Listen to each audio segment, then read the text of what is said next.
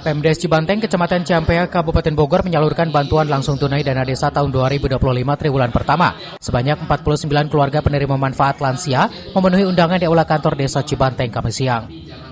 25% dana desa yang diperuntukkan bantuan langsung tunai bulan Januari, Februari, dan Maret langsung disalurkan sesuai pencairan. Keterlambatan menjadi kendala bagi Desa Cibanteng di antara 49 keluarga penerima manfaat. Salah satunya mantan kepala desa 2 periode di tahun 80-an mendapat perhatian serius dari Pemdes Cibanteng.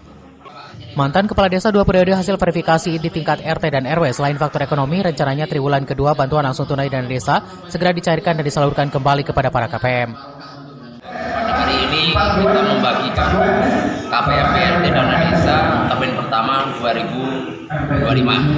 Cibanteng pada tahun ini yaitu yang mendapat BLT dana desa ada 49 KPM.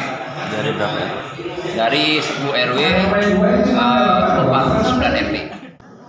Dengan adanya BLT dana desa ini, masyarakat terutama para KPM lansia dapat mempergunakan uang tersebut sesuai kebutuhan sehari-hari. Dari Ciampea, Kabupaten Bogor, Iman Abdurrahman melaporkan.